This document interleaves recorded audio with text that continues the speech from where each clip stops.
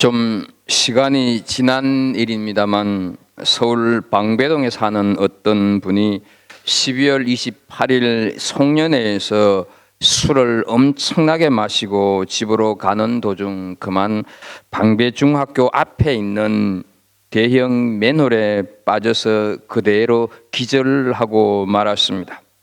그때부터 그는 8일 3시간 동안 횟수로 따지면 연말부터 새해를 맞이할 때까지 2년 동안 갇혀 있었습니다. 왜 맨홀 속에서 9일 동안이나 나오지 못했을까요? 깨어났으나 사방이 칠흑같이 어두움으로 출구를 찾지 못했기 때문입니다. 그래서 반경 500m를 계속 왔다 갔다 하면서 헤매다가 9일째가 되었어야 겨우 출구를 찾게 되었다고 합니다. 왜 그 사람이 새해를 하수구 안에서 맞이했겠습니까? 빛이 없었기 때문이었습니다. 인터뷰에 응한 그 사람의 아들 이야기가 상당히 재미있었습니다. 우리 아버지는 담배를 피우시는 분인데 주머니에 라이터 하나가 없어서 못 나왔어요. 한 줄기 빛만 있었다면 금세 나올 수 있었을 텐데 빛이 없었기 때문에 칠흑 같은 어둠에 갇혀 있었던 것이죠. 빛이 없는 세상은 상상이 되지 않습니다. 빛이 없어도 살 수 있는 존재는 아무것도 없습니다. 예수님께서는 스스로를 나는 세상의 빛이다라고 선언하셨습니다. 이 말씀 속에는 세 가지 의미가 있다 하는 것을 지난주에 좀 살폈습니다. 먼저 우리가 사는 세상에는 빛이 없다 하는 의미가 들어있다는 것이죠. 세상은 아담과 하와가 타락한 이후 지금까지 전쟁과 살인과 불의로 가득할 뿐 진리도 없고 정직도 없는 어둠이 전부입니다. 또 하나는 예수님 자신이 빛의 본질이라는 것이죠. 예수님은 어디서 빛을 빌려 오시거나 빛을 받아서 반사하시거나 빛을 설명하는 것이 아닌 빛 그 자체다 하는 것이죠.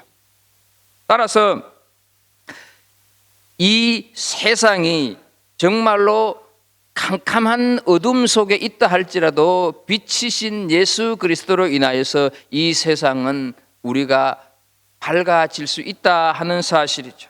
다른 하나는 세상은 전쟁으로 질병으로 가난으로 절망의 어둠으로 가득하지만 그럼에도 불구함에도 희망이 있다 하는 것이죠. 나는 죄인임에 분명하지만 예수님을 제대로 믿으면 천국 갈 수 있다고 하는 희망이 있는 것입니다. 죄와 죽음으로 절망으로 세상은 날이 갈수록 어두워져 가지만 나는 세상의 빛이다 하는 선언은 여전히 예수 그리스도로 인하여서 소망이 있다 하는 뜻입니다. 그래서 빛이신 예수 그리스도를 따르는 자는 두 가지 복을 받는 약속이 있다고 말씀을 드렸습니다. 세상은 어둠으로 가득해도 그 사람은 어둠에 다니지 않는다 하는 것이죠. 그 사람이 비록 죄인들 틈바구니에서 살아가고 있지만 죄로부터 자유하는 사람이 된다는 것입니다. 빛이신 예수님께서 세상에 오셨어도 세상의 어둠은 그대로입니다. 그러나 예수님을 따르는 자에게는 어둠이 없다는 것입니다. 또 생명의 빛을 얻는 복을 받는다 말씀을 드렸습니다. 빛이 생명이기 때문입니다. 이 생명의 빛은 우리의 질병도 치료하고 우리의 절망도 소망으로 우리의 실패도 성공으로 죄인도 의인으로 회복시키기 때문이다 하는 것이죠. 그런데 예수님이 나는 세상의 빛이니라는 선언을 하셨을 때 여기에 있는 우리들처럼 아멘 하면서 받으면 얼마나 좋았겠습니까? 당시 바리새인들은 받아들일 수가 없었습니다. 그래서 정인의 혈육은 두 사람이어야 한다는 율법을 덜먹이면서 예수님의 선언은 틀렸다고 거부했습니다. 어쩌면 받아들이기가 싫었던 것이 더 맞는 표현일 것입니다. 이에 대하여서 예수님께서 네 가지 설명으로 자신의 선언이 옳다고 대답을 하십니다. 그 첫 번째가 지난주에 살폈던 14절, 내가 나를 위하여 정언하여도 내 정언이 참되니 나는 내가 어디서 오며 어디로 가는 것을 알거니와 너희는 내가 어디서 오며 어디로 가는 것을 알지 못하느니라 하는 말씀 속에 담겨져 있습니다. 너희들이 말하는 정의는 어디서 오며 어디로 가는지도 모르는 사람이 아니냐. 하지만 나는 내가 어디서 오는지 어디로 가는지를 다 아는 나는 신적인 존재다. 그러니 나의 선언은 참니다. 이렇게 말씀을 하시는 것이죠.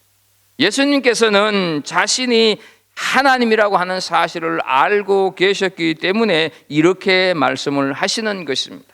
그러나 그들은 알아듣지를 못하고 거부했습니다. 여기까지가 지난 시간에 살핀 내용입니다.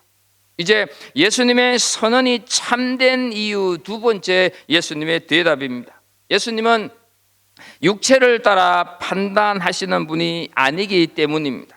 15절 16절을 보면 너희는 육체를 따라 판단하나 나는 아무도 판단하지 아니하노라. 만일 내가 판단하여도 내 판단이 참되니 이는 내가 혼자 있는 것이 아니요 나를 보내신 이가 나와 함께 계심이라 말씀을 합니다. 사실 우리가 사는 세상은 육체를 따라 판단하는 세상입니다. 우리가 두고 온 대한민국을 또 다른 이름으로 하나 말을 한다고 하면 아마도 성형공화국 이렇게 말을 할 수가 있을 것입니다. 외모 지상주의 국가입니다. 그래서 째기도 하고, 그래서 찢기도 하고, 그래서 붙이기도 하고, 그래서 막기도 하고, 참 요란스러운 대한민국입니다. 육체로 판단하는 것이 일상이 되어버렸다 하는 것이죠. 외모로 사람을 판단합니다. 허름한 옷에 헝클어진 머리 스타일을 하고 다니면 그런가 보다 하는데 나중에 알고 보니 이 사람의 스펙이 대단하다는 것을 알게 되면 헝클어진 그 머리 스타일조차도 멋있게 보는 그런 세상입니다. 나이, 배경, 학벌, 경제력 이것으로 사람을 판단하는 것이죠. 어디 사세요? 논현동 삽니다. 청담동 자이 아파트에서 삽니다. 그럼 이렇게 놀라는 세상, 사는 동네가 그 사람을 판단해버리고 마는 서글픈 세상이다 하는 것이죠. 우리는 외모로 사람을 판단하는 습성이 참으로 많이 있습니다. 그러나 주님께서는 아무도 판단하지 아니하노라 말씀을 하십니다. 세상의 눈으로 사람을 바라보시지 않는다 하는 것이죠. 우리는 나도 모르게 내 속에 자리 잡은 세상이 심어준 보편적인 가치관으로 사람을 바라보지 말아야 할 것입니다. 그래서 우리 그리스도인들의 시선은 보이는 대로 보고 판단하는 것이 아닌 하나의 눈을 다르게 가져야 합니다. 다른 것이 아니라 하나님의 시선이라고 하는 렌즈를 거쳐서 사람들을 바라볼 필요가 있습니다. 하나님에게는 저 존재가 얼마나 소중한 존재일까? 내가 보기에는 좀 모자라 보여도 어떤 때는 차라리 없는 것이 낫겠다 싶어도 내가 보기에는 엉망으로 보여도 하나님은 저 존재를 최고의 걸작품으로 만드셨는데 그가 자신이 하나님의 걸작품이라고 하는 사실을 모르고 사니 하나님의 마음이 얼마나 아프실까라는 시선으로 그 사람을 보아야 한다 하는 것이죠. 그런데도 저를 비롯해서 우리 모두는 이 시선이 잘 안 되는데 우리의 아픔이 있는 것 아니겠습니까? 하지만 빛이신 예수님은 언제나 사람을 대할 때 율법을 어긴 사람, 간음하다 현장에서 잡힌 사람 이렇게 낙인 찍어서 보시지를 않고 하나님의 시선으로 보니까 그 여인의 아픔이 느껴지고 그 여인의 아픔이 내 아픔으로 다가오고 돌을 들고 치려는 무정한 사람들의 내면에 자리 잡은 그 어떤 그늘이 보이는 것 아니겠습니까? 그러면서 그 사람이 이해가 됩니다. 아, 이 사람에게 이런 아픔이 있구나. 그래서 그렇구나. 이것이 빛이신 주님의 판단이었습니다. 하나님의 시선으로 누군가를 바라볼 때 나에게 무정하게 굴고 미상스럽게 구는 그 사람의 아픔이 내 눈 속에 들어오기 시작한다 하는 것이죠. 이것이 사랑의 시선, 이것이 하나님의 시선입니다. 그런데 어떻습니까? 우리는 너무 옳고 그름을 가지고 너는 옳아, 너는 틀려 이렇게 판단하다 보니 우리가 사는 세상이 이렇게 냉혹한 세상이 되는 것은 물론이거니와 교회 안에서조차도 정죄하는 것이 당연시 되고 있다 하는 것이죠. 사랑하는 우리 성도 여러분, 우리는 이 세상을, 우리는 교회 생활을 정의의 원리에 따라서 살아가는 사람들이 아니라 은혜의 원리에 따라서 살아가는 사람들임을 기억해야 할 것입니다. 이 은혜의 원리를 가장 잘 보여주는 곳이 바로 예수 그리스도, 그분이 달리신 십자가 골고다 언덕인 줄로 믿습니다. 로마서 5장 8절에서 말씀을 하고 있습니다. 우리가 아직 죄인 되었을 때 그리스도께서 우리를 위하여 죽으심으로 하나님께서 우리에 대한 자기 사랑을 확정하셨느니라. 옳고 그름을 판단한 정의의 원리가 지배한다면, 그 정의의 원리가 나에게 적용된다고 한다면 우리는 과연 구원받을 수 있었을까요? 우리는 과연 하나님의 자녀됨의 기쁨과 감격을 가지고 살 수 있었을까요? 주님께서 주신 십자가의 은혜의 원리 때문에 우리는 지금 이 순간도 존재하고 있음을 기억해야 할 것입니다. 결국 예수님의 선언이 참된 까닭은 하나님의 마음을 통해서 사람을 바라보기 때문이다, 이렇게 예수님께서 말씀을 하시고 계시는 것이죠. 세 번째로 나는 세상의 빛이다 하는 선언이 참된 정인이 될 수 있는 이유는 율법 때문입니다. 17절과 18절을 보겠습니다. 너희 율법에도 두 사람의 정언이 참되다 기록되었으니 내가 나를 위하여 정언하는 자가 되고 나를 보내신 아버지도 나를 위하여 정언하시느니라. 바리새인들은 율법에서는 두 사람의 정인이 있어야 정언으로서 인정을 받을 수가 있는데 예수님은 혼자이기 때문에 정언의 효력이 없다, 이렇게 얘기를 하고 있는 것이죠. 그러자 예수님께서는 아니다, 너희 말처럼 율법 때문에 내 정언은 오히려 참되다, 이렇게 말씀을 하시는 것이죠. 왜냐하면 그래, 너희가 율법에 두 사람의 정언이 있으면 참되다고 말하지 않았느냐? 이 정언은 나와 하나님이 하시는 것이기 때문에 옳은 거다, 이렇게 얘기를 해서 율법을 들고 나오는 그들을 향해서 주님 역시 율법으로 그들을 교훈하고 있는 모습을 보게 됩니다. 나는 세상의 빛이다 하는 이 선언을 바리새인들은 못마땅하게 생각을 했습니다. 나를 따르는 자는 어둠에 다니지 아니하고 생명의 빛을 얻을 것이라고 하는 내용을 아주 불쾌하게 여겼습니다. 도대체 갈릴리의 천박한 목수에 불과한 네가 무엇을 근거로 그따위 허무맹랑한 소리를 함부로 할 수가 있느냐? 네 말이 참말이기 위해서는 네 말의 옳음을 정언할 정인이 있어야 할 텐데 정인 한 사람도 없이 어찌 그 방자한 소리를 할 수 있느냐? 이렇게 말하고 있는 그들 앞에 주님께서 하신 대답은 참으로 놀라운 대답을 하셨다 하는 것이죠. 왜냐하면 하나님께서는 언제나 주님과 함께 하심으로 친히 주님의 정인이 되어 주셨기 때문이다 하는 거죠. 그래서 요한복음 10장 32절 말씀에 보게 되면 나와 아버지는 하나이니라 하신데 말씀을 하고 있습니다.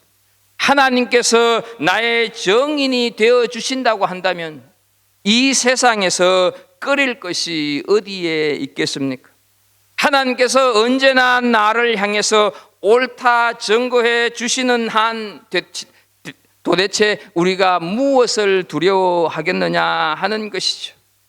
그래서 우리의 삶은 항상 진리와 생명을 위한 삶이어야 한다 하는 것입니다.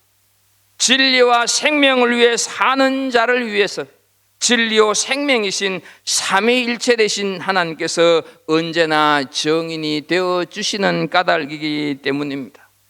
사랑하는 우리 성도 여러분, 기억을 해야 할 것입니다.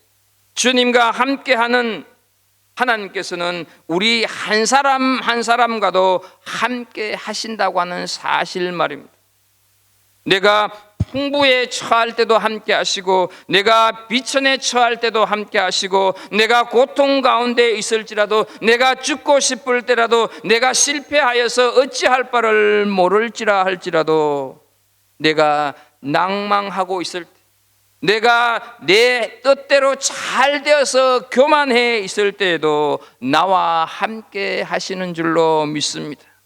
그것도 잠시가 아니라 그것도 영원토록 함께 하신다 하는 것이죠. 마태복음 28장 20절에서 말씀을 합니다.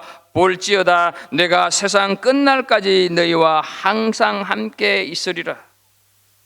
우리는요, 임마누엘이라고 하는 말을 잘 알고 있습니다. 수도 없이 들었습니다. 그런데요, 말은 들어서 알고 있는데 그 뜻을 우리 삶 속에 적용하지는 잘 안 한다 하는 것이죠. 여러분, 임마누엘이라고 하는 뜻이 어떤 의미를 가지고 있습니까? 하나님이 우리와 함께 계시다, 이런 뜻 아닙니까? 그런데 정말로 우리가 살아가는 삶 속에서 나는 하나님이 나와 함께 하신다고 하는 것을 얼마만큼 내 피부로 느끼고 그것을 삶 속에서 얼마나 적용하면서 사는가 하는 것을 좀 돌아볼 필요가 있지 않겠습니까? 하나님께서는 외아들 예수 그리스도가 갈보리산 언덕의 십자가에 달려서 죽임당하실 때 거기에 분명코 함께 계셨습니다. 마찬가지로 그 하나님은 우리와 함께 하시는 줄로 믿습니다. 다만 우리가 그 사실을 인식하지 못할 뿐입니다.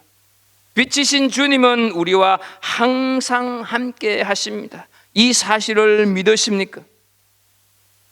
그런데요, 우리가 여기서 한 가지 더 알아야 할 것은 주님이 단 한순간도 우리를 떠나시지 않고 우리는 주님의 돌보심을 받는다 하는 이 말씀은 우리의 삶이, 내가 살아가는 생활이 주님께서 늘 함께 계시면서 정언해 주실 만큼 올바르고 떳떳해야 한다 하는 사실입니다. 하나님의 이름에 누를 끼치지 않는 삶을 우리가 살아낼 때 그 삶을 보시고 하나님께서는 그래 하시면서 정언해 주신다 하는 것이죠. 우리와 부정과 사악함이 가득한 세상에서 타협하지 않고 말씀대로 살아가려고 처절하게 몸부림치는 그런 나를 하나님께서 너의 그 처절한 삶을 내가 보았다, 참 잘 참았다, 그 유혹을 잘 이겨냈다, 고맙다, 내가 네의 정인이다, 이렇게 말씀을 하신다 하는 것을 우리는 기억할 필요가 있습니다. 성경에는요, 하나님께서 정언하시기에 충분한 삶을 살았던 사람들이 참으로 많이 있습니다. 대표적으로 우리는 잘 알고 있는 욥을 예를 들 수가 있습니다. 욥기 1장 8절입니다. 여호와께서 사탄에게 이르시되 네가 내 종 욥을 주의하여 보았느냐? 그와 같이 온전하고 정직하여 하나님을 경외하며 악에서 떠난 자는 세상에 없느니라. 악에서 떠난 자는 세상에 없느니라. 이 말씀은 하나님께서 욥의 정직과 하나님을 경외한 사실의 정인이 되신다 하는 말씀 아닙니까? 욥은 자녀들이 하루아침에 다 죽었어요. 가지고 있던 재산 다 사라지고 몸마저 병들었어요. 그럼에도 불구하고 여전히 그는 정직했었고 변함없이 하나님을 경외했다 하는 것이죠. 그래서 하나님께서는 그의 삶의 정인이 되어 주셨다 하는 말씀입니다. 우리 한 사람 한 사람의 삶이 하나님께서 보실 때, 그래, 너 정도 되면 내가 인정하고 정인이 되어 주마 라고 말씀을 하실까요? 네 번째로, 나는 세상의 빛이다 하는 선언이 참된 정언이 될 수 있는 이유는 하나님과 예수님과의 관계 때문입니다. 19절 말씀을 보면, 이에 그들이 묻되 네 아버지가 어디 있느냐? 예수께서 대답하시되 너희는 나를 알지 못하고 내 아버지도 알지 못하는도다. 나를 알았더라면 내 아버지도 알았으리라. 내 아버지가 나를 위하여 정언하신다, 이렇게 예수님이 말씀을 하시자 바리새인들은 말도 안 된다, 그런 터무니없는 말이 어디 있어? 우리 중에 하나님을 본 사람이 어디 있어 증명을 해볼래? 이런 말을 내뱉고 있는 것이죠. 그런데요 여러분, 이런 생각은 우리도 할 때가 있지 않습니까?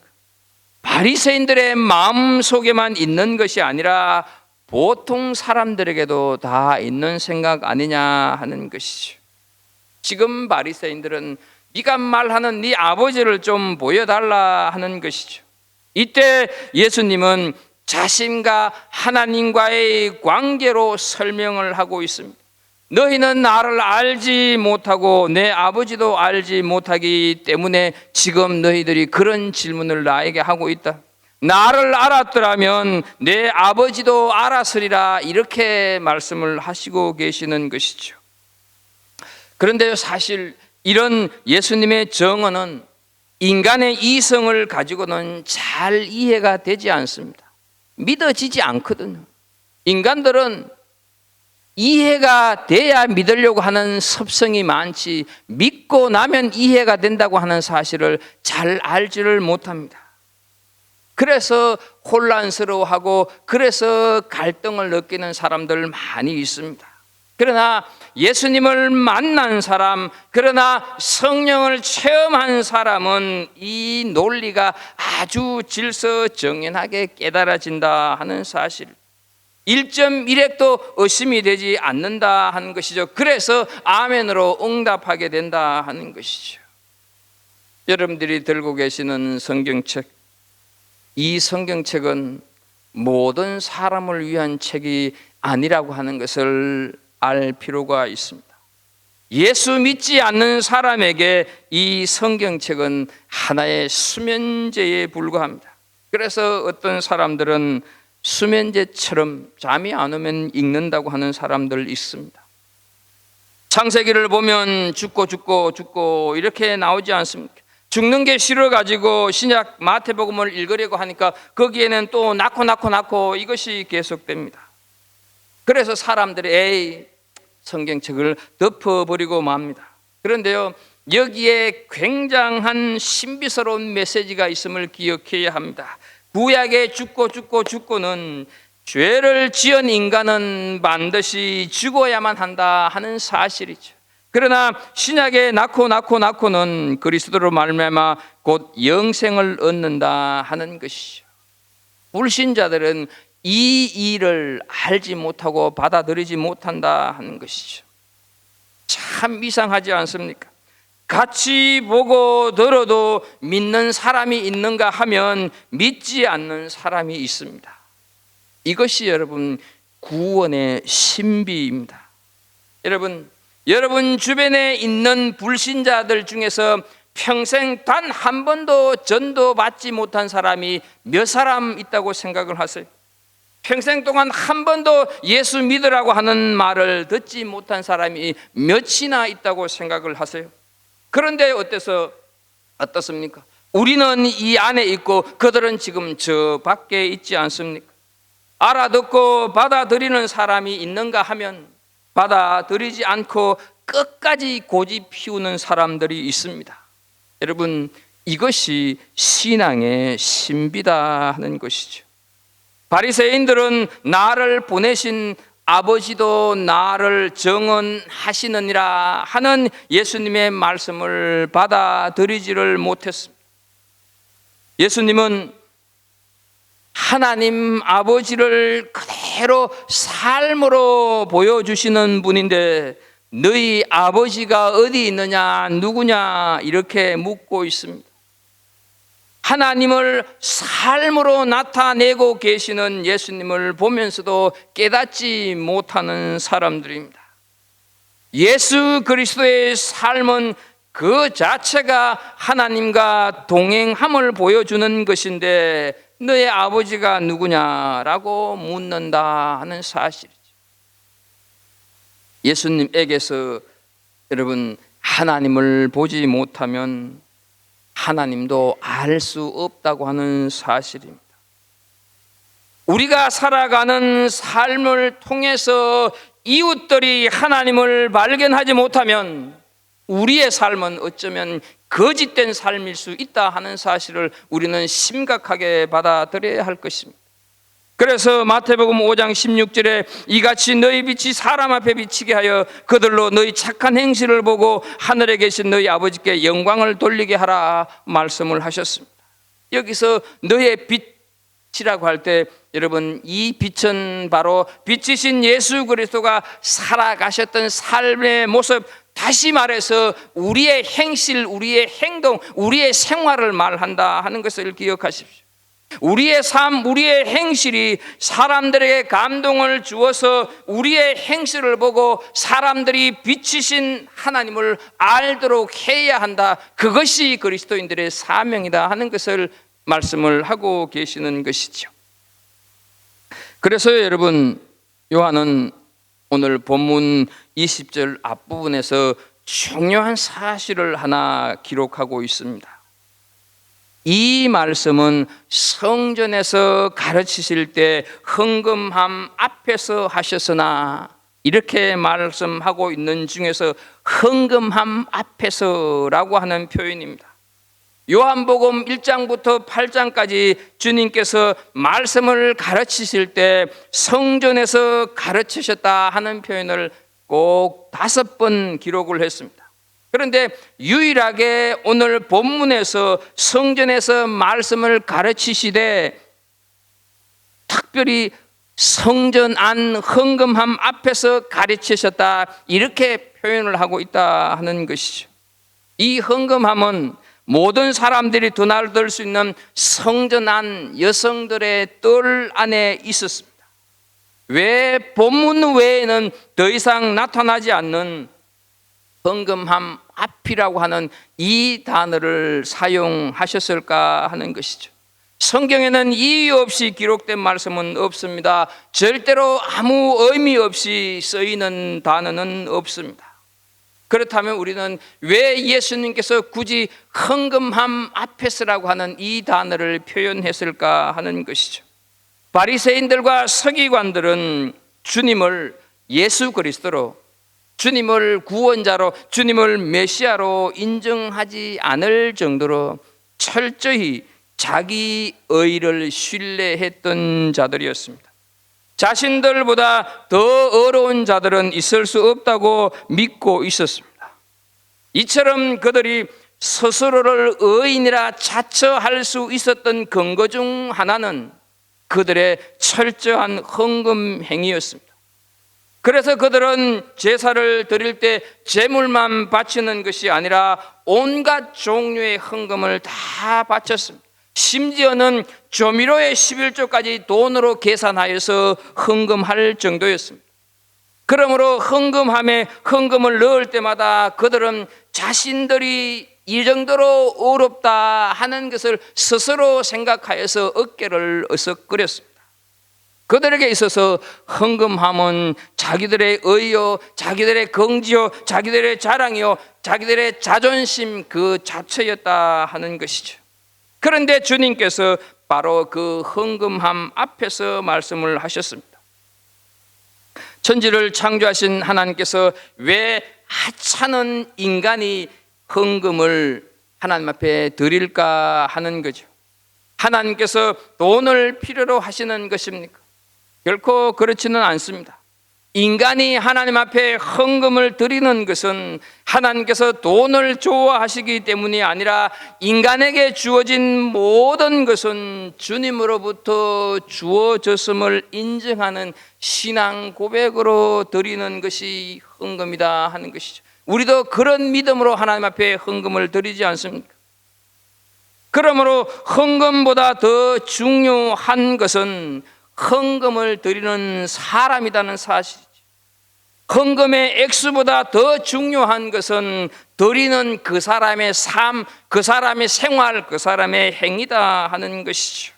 그러나 바리새인들과 서기관들은 진리와 상관이 없는 빗된 생활과는 동떨어진 삶을 살면서도 철저하고 완벽한 헌금을 드리는 것으로 스스로를 의인이라 착각하고 있었다 하는 사실이죠.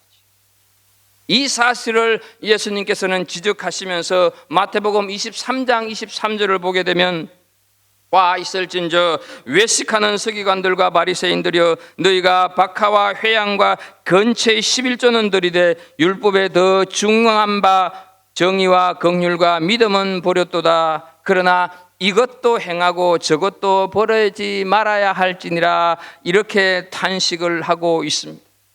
따라서 예수님께서 바리새인들과 서기관들의 긍지와 다름이 없었던 그 헌금함 앞에 서셔서 하나님께서 진정으로 기뻐하시는 헌금은 바로 하나님께서 옳다고 정언해 주실 수 있는 빗된 삶, 빗된 행위다 하는 것을 깨우쳐 주시고 계신다 하는 것이죠. 돈의 헌금보다 삶의 연보를 더 기뻐하신다 하는 것을 오늘 우리들에게 가르쳐 주신다 하는 것이죠. 나는 세상의 빛이다 예수님께서 선언하셨습니다. 우리는 결코 바리새인이 되어서는 안 될 것입니다. 예수님의 말씀을 어린 아이처럼 받아들이는 은혜가 있기를 축복합니다. 예수님은 분명 세상의 유일한 빛입니다. 세상이 아무리 어둡고 절망적이고 소망이 없는 것처럼 보이지만 세상은 예수 그리스도로 인하여서 소망이 있습니다. 예수님은 세상의 빛이기 때문에 그렇습니다. 오늘 이 시간에 빛이신 예수 그리스도를 다 받아들이는 은혜가 있기를 축복합니다. 모두가 다 그분을 믿고 따르기로 결심하는 시간이 되기를 축복합니다. 세상에 빛이신 예수 그리스도를 내가 받아들이고 내가 믿고 고백할 때 내 인생의 어둠의 그림자는 사라지게 될 줄로 믿습니다. 내 삶의 모든 힘든 여정은 다 사라질 것으로 믿습니다. 빛이신 예수 그리스도를 내가 받아들이게 될 때 내 생활은, 내 생각은 참으로 밝고 명랑한 생각으로 바뀌게 될 줄로 믿습니다. 빛이신 예수 그리스도를 내가 받아들이게 될 때 내 안에서, 우리 안에서 생명이 역사하게 될 줄로 믿습니다. 예수님은 세상의 빛이라고 분명 선언하셨습니다. 이 예수 그리스도를 분명코 모셔드리는 은혜가 있기를 예수님의 이름으로 축복합니다. 하나님 아버지, 예수님은 나는 세상의 빛이다 말씀을 하셨습니다. 우리가 그 빛이신 예수 그리스도를 믿는다고는 하지만 나는 여전히 어둠 속에서 살아가고 있고 어둠 속에서 방황할 때가 많이 있습니다. 하나님, 다시 한번 나는 세상의 빛이다 선언하시는 이 예수 그리스도를 온전히 모셔드리고 받아들임으로 인하여서 우리의 삶 역시 이 세상에서 빛된 삶을 살아서 그 삶을 보고 누군가가 예수 그리스도를 알게 되고 하나님을 알게 되는 역사가 있게 하여 주옵소서.